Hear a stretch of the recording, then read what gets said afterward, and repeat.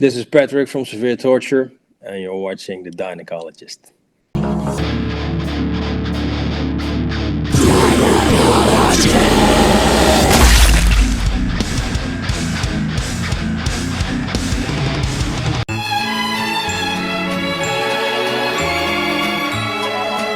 Corey Gore Christ, DIEnecology Podcast. I'm your DIEnecologist.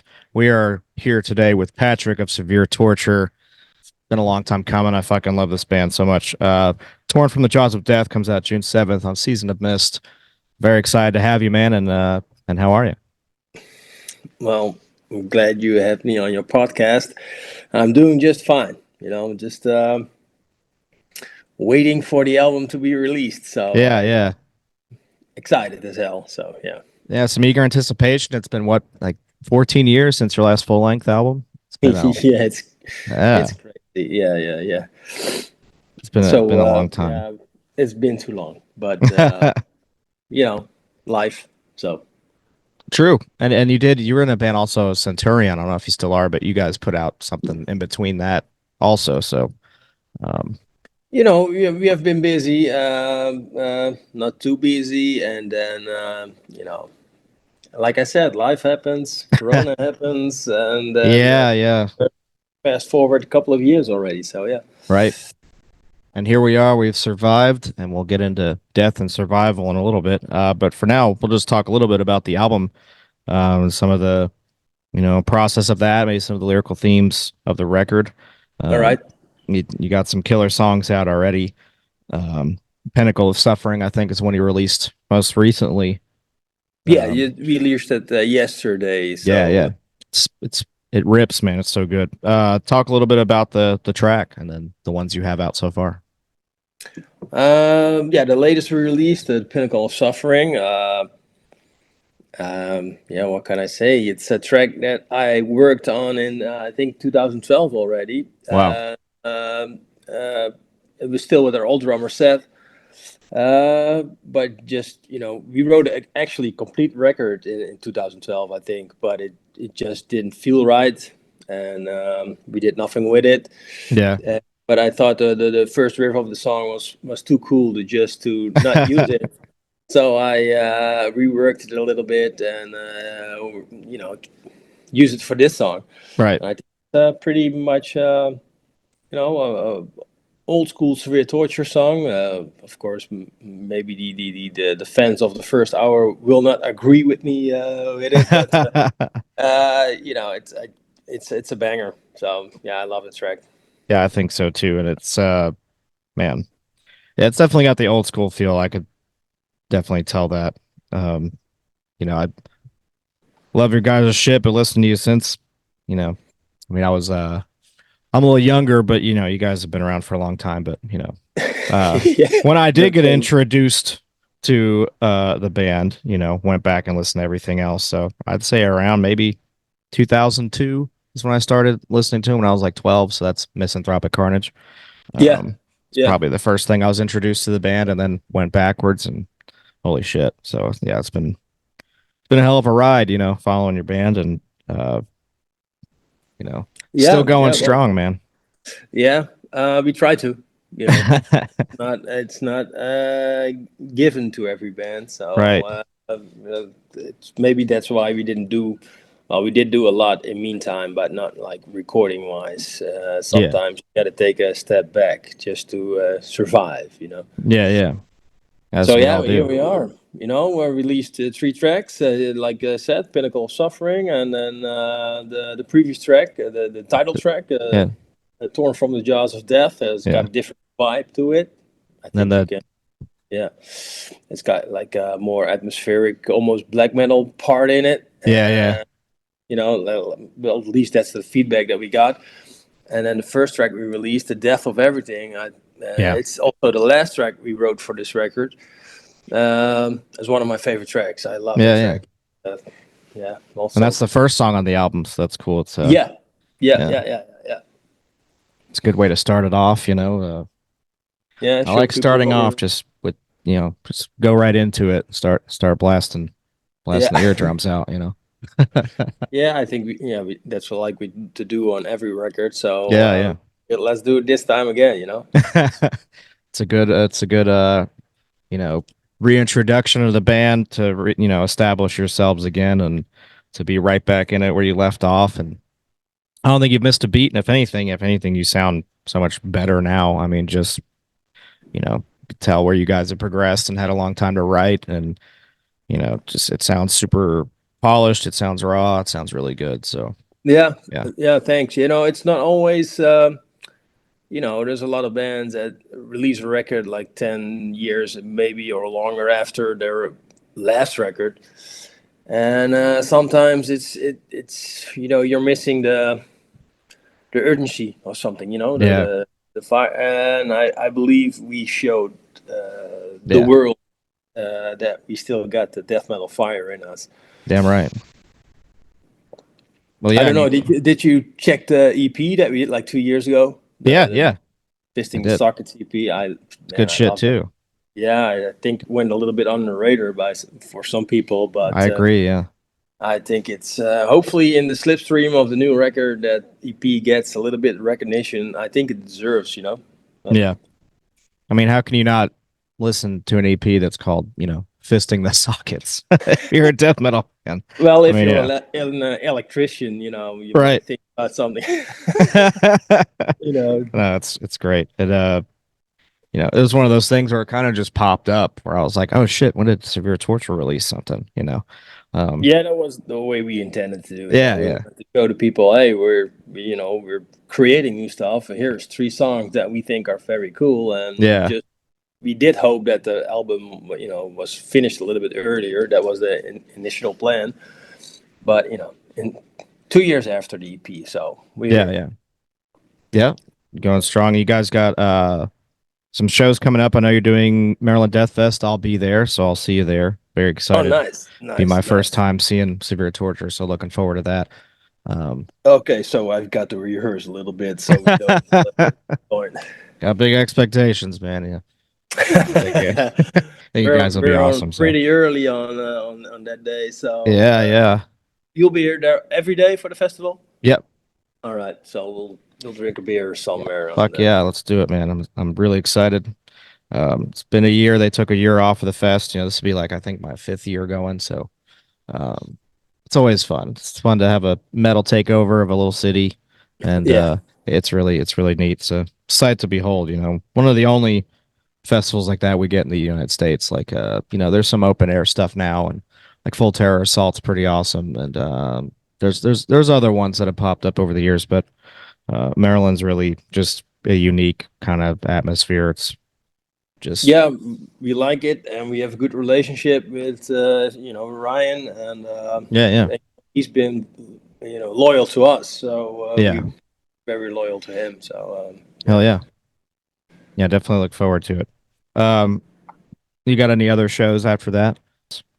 Yeah, we are doing the, us and Bloodbath, Primordial, and we're doing like 4 shows after Maryland Death Fest. So we're playing in Chicago, Seattle, Mesa, Arizona, and Los Angeles. So Los Angeles is already sold out. So that's pretty exciting. And then the other shows are doing well as well. But so people listening, or I don't know, get your fucking tickets. One sold out, the others will sell out. They're big market cities. The lineup is insane for some off day like U.S. shows. It's gonna be crazy. So it's a strange lineup, but I think it will work, and I'm looking forward to seeing Primordial and Bloodbath every night. So oh fuck yeah, excited about it. So yeah, and they're these are all bands you can see at Maryland Death Fest, but to see them in a smaller venue club, and just to have Primordial, Severe Torture, and Bloodbath playing just some club shows in the U.S. Just you gotta go do that. It doesn't come often, and I don't think it really has before. So no, and we're not headlining like normally we headline the shows that we do.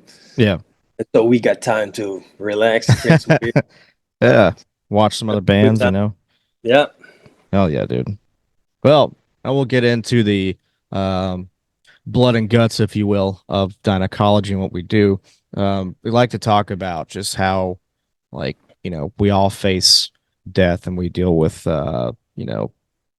tragedy, we deal with loss, and it's hard to cope with those things. We have to find a way. And I think that death metal artists really are just kinds of people that know how to do that and to turn it into an art form and to make it more like something that we're used to and that we can talk about. Maybe, like, I don't like to use glorifying because it's not what we do, but you can kind of make it like badass or something. It's like a way to cope with it. And it's for certain kinds of people, I think. So I've always found it interesting, like how I'm drawn to that, and I've always just seen death as more positive.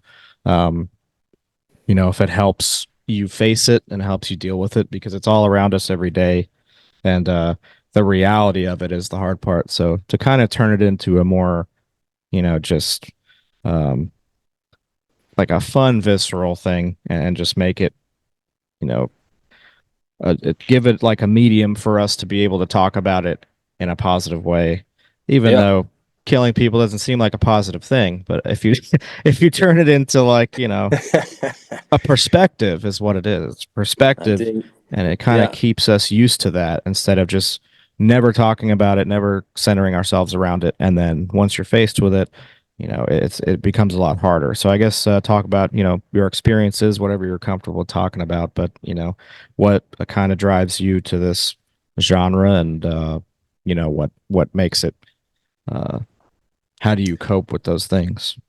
Yeah, well, of course, death is one of the most popular themes in death metal.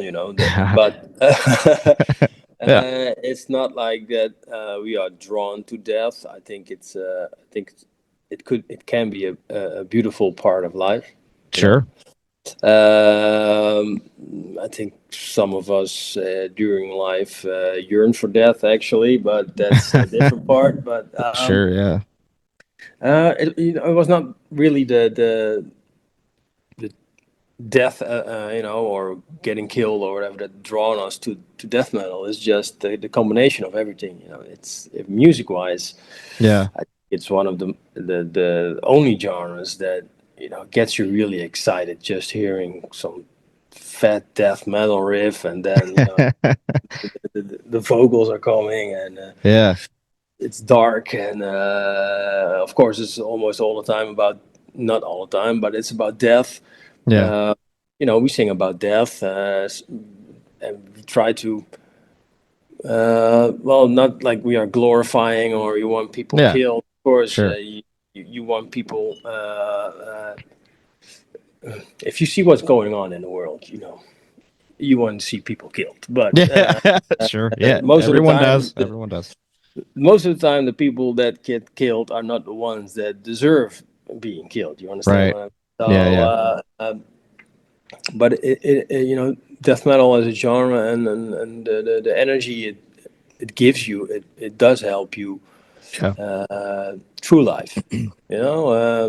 Metal, not all metal, because there's some type of genres in metal at the moment that cannot imagine that it would have happened 20 years ago. But Right. Yeah. metal, Sure. is like, it's a very, it's a genre full of energy, full of excitement, uh, and death is just as it is a part of life. So why not sing about it Yeah. and make fun of it, maybe, or Yeah. just exaggerate it so it's like the gore and guts and everything.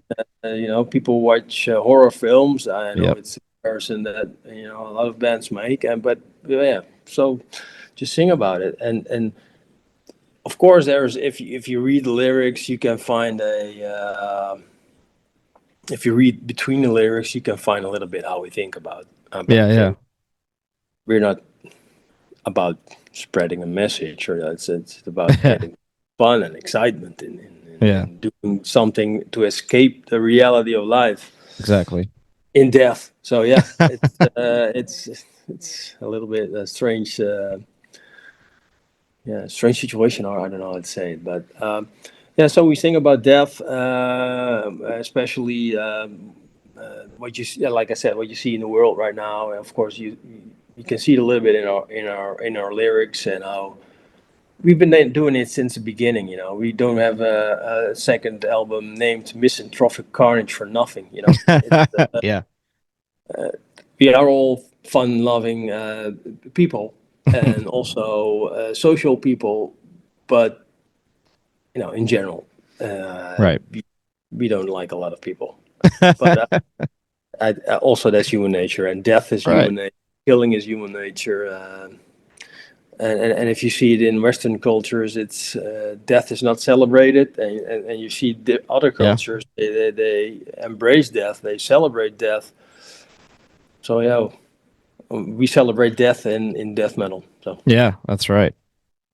Celebration doesn't mean glorification. It's just death, like you said, is a part of life. It's part of the cycle. It's actually a very beautiful cycle, the way that it actually works with decomposition, going back into the soil, growing the earth, and there's so many things to it that's actually a good thing. But I think part of what makes death metal unique is really, there's not really, in my opinion, it's the only genre, like metal in general, but mostly death metal, where you can actually channel something negative like anger and hate, and you can just turn it into fun, and that makes it kind of like maniacal a little bit, like crazy. But everyone's a little crazy, but I think it helps us get the crazy out a little.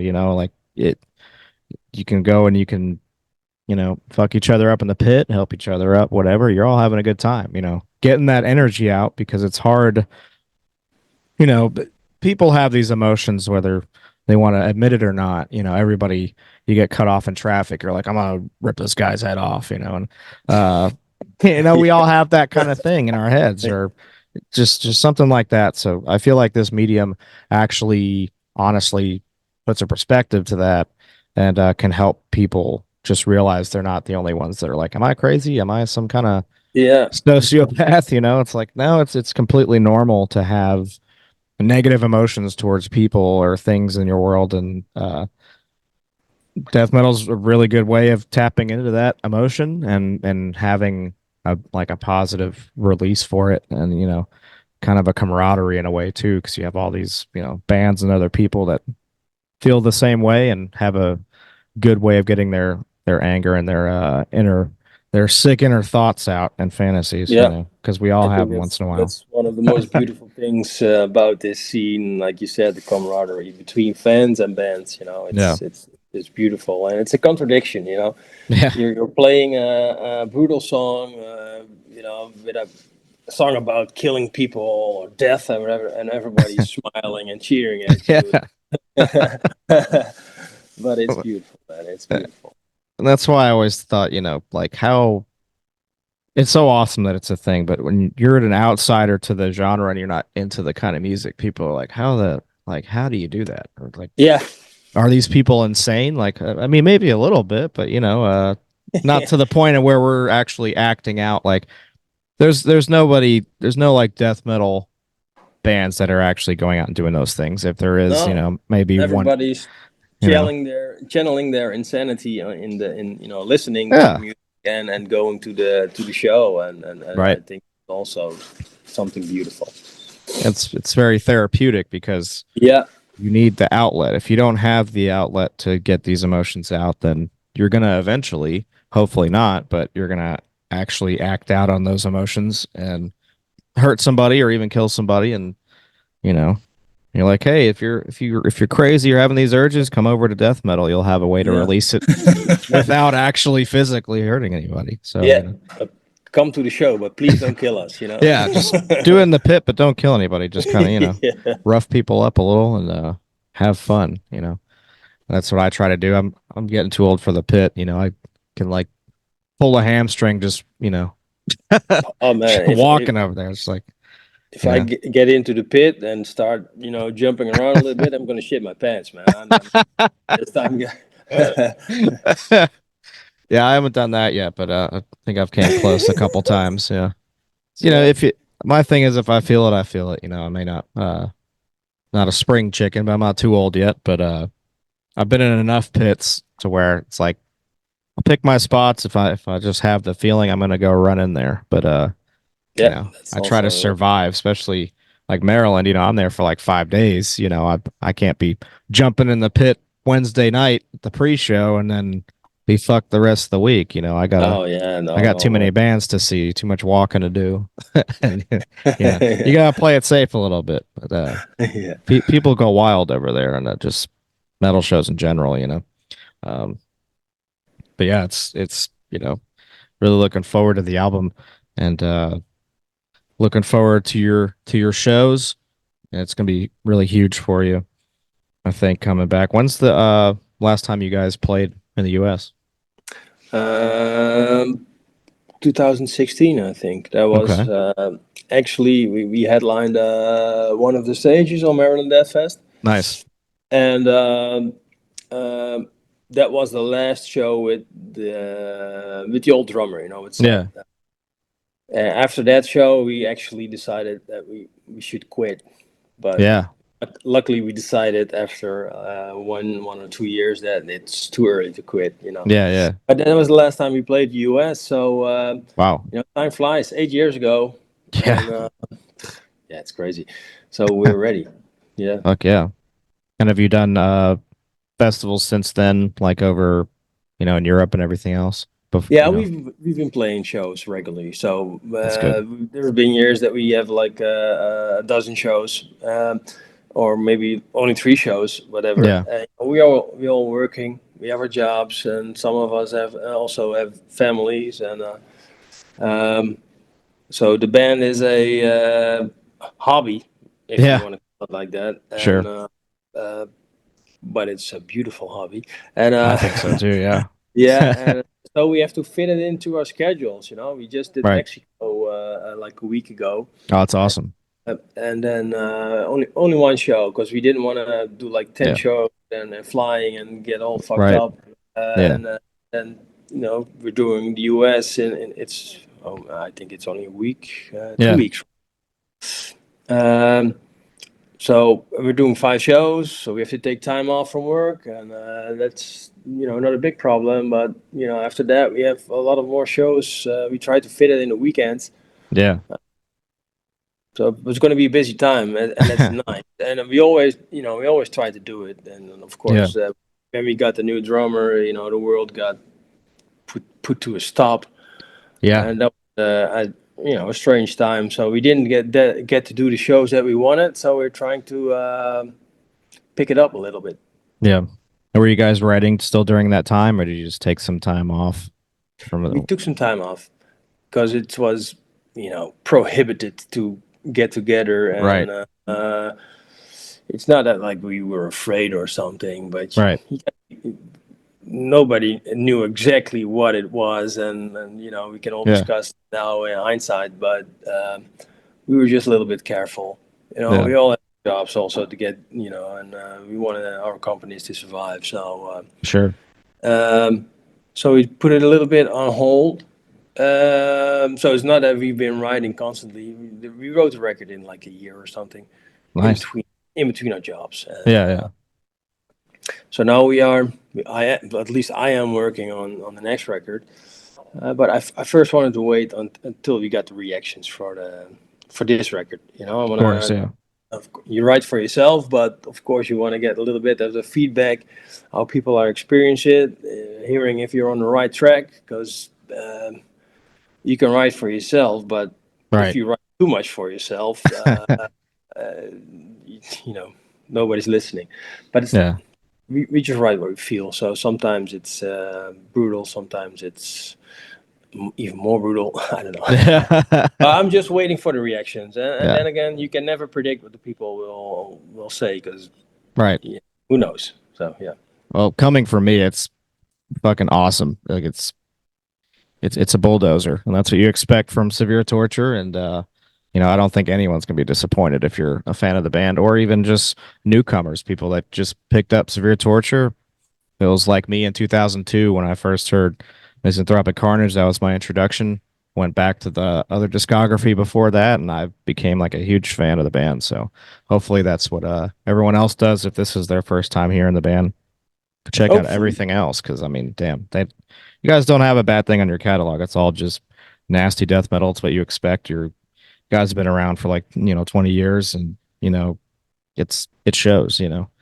Yeah, I'm very glad that you like the new record, and we are very happy about it. It doesn't happen all the time that we all of us are happy about the stuff that we did. So let's we can't wait until to unleash the whole thing. So and 14 years in the making. You guys came back with a vengeance. It's definitely well worth the wait. So when guys hear it, show some love to the guys and let them know about the record. If you guys, tell them, hey, this album fucking kicked my ass. Like, good. We're very curious about everything. So just let us know, even the bad stuff. It's not always fun to read the bad stuff, but it's part of taste. There's always going to be somebody that's throw some negative shit your way, but there's 9 times out of 10, you kind of need those people to see how good the positive responses are, which I think you guys won't have any shortage of that. So no, so far everything has maybe 1 or 2 bad reactions, but most of the time it's disappointment about not us playing the style of the first 2 records. But if you listen closely, you can recognize the riffs, because that's there. I wrote most of the part of the first 2 records. I'm still here. I'm still writing. So, right. Yeah. The spirit of the band hasn't gone anywhere, and if anything, you're a better, more oiled machine now, coming back after so long of a hiatus. So the songs definitely are. We are getting older, so we are not like we're starting to get a little bit squeaky or something. No, it's good shit. I really enjoyed it. Back to the death thing real quick. Is your family, are they death metal fans, or are they just kind of supportive of it? Like, what's their perspective on it? Well, my family, as in my parents, for instance, I quit my school when I was in severe torture, because I thought, let's do this. You're young, and I think that fanatism of, I don't know how to say it correctly, but that we had when we started the band, actually got the band that we can still rely on the fan base that we built back then. But after a couple of years, we noticed, okay, this is no way of making a living. So at first they were a little bit disappointed. They don't understand the music, and but I made something of my life. Even though I quit school, and now they just are, and they're proud that their son,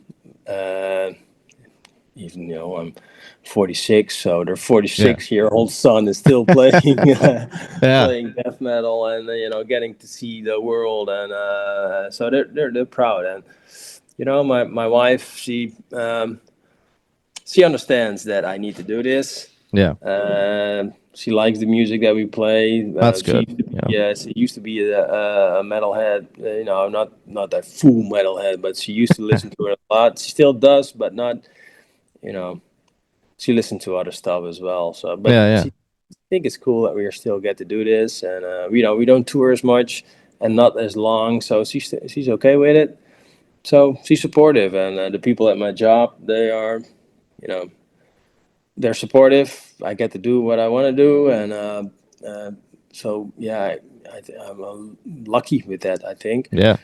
That they understand that I want to do this. They might not understand the music, but it's fun, and the people that work for me, they don't understand it, but they smile and they see normally this quiet guy, and then they see the live videos, and they see a different kind of Patrick, Right. But it's all good. So and I think for everybody of us, they got supportive families.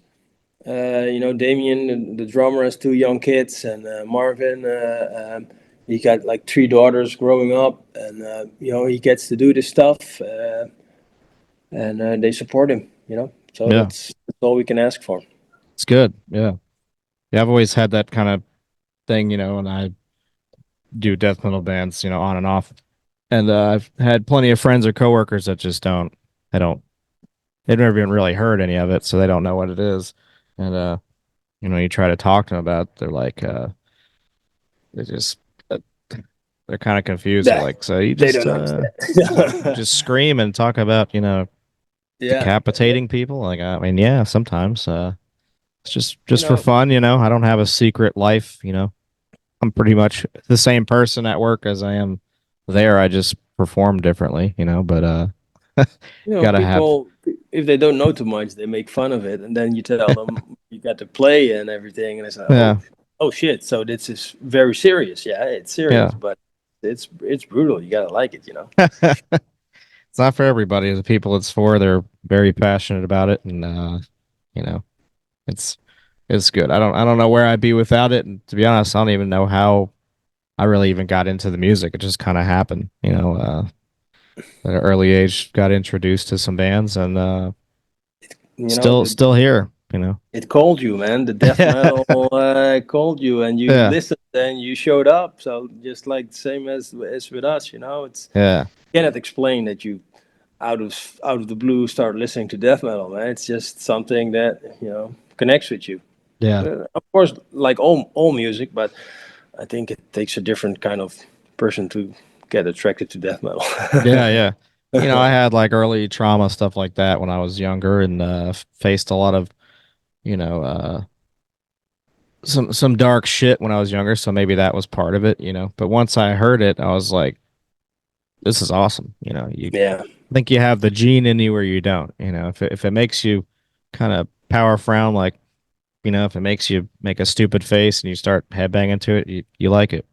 That's what it's supposed to do. Yeah. But I can't thank you enough for coming on, man, and talking with me. A huge fan. So excited to see you guys in a couple weeks, and excited for this album to come out for you guys. It's been a long time coming for Severe Torture to kick our asses again. So here you are. You're welcome. Yeah, much appreciated. I appreciate you inviting me to your podcast, and of course. I always like to talk about the band, but also death metal in general. So it's for me, it's a pleasure, man. And make sure if you see us there and walking by or whatever, just come up and we'll drink a beer, man. Oh, fuck yeah, let's do it. Torn from the Jaws of Death comes out June 7th on Season of Mist. So definitely pick that up, stream it, check it out. Go catch them in a few weeks. They're going to be in the U.S. for a few dates. In Chicago and Los Angeles is already sold out, but maybe you can beat someone up, take their ticket, whatever you need to do to get there. Yeah. Just figure it out, Make sure you buy the record, because it's coming out on the same day as Bon Jovi does. So let's outsell those guys and then show them what. Bon Jovi's not taking over metal again. We got to keep him down. But yeah, Severe Torture, buy the record. It's been waited a long time for them to come back. So let's show them that we need them here in the death metal world, as we have for so long. So. But yeah, Patrick, it's been an absolute pleasure to talk to you, and hopefully I'll see you. I'll definitely see you in Maryland. We'll link up, and I'll get you a beer. All right. Have a good time, man, and enjoy and safe travels to the United States. And we'll see you soon. Best of luck. All right, perfect. All right, man. Well, I'll see you soon, dude. Best of luck. To you.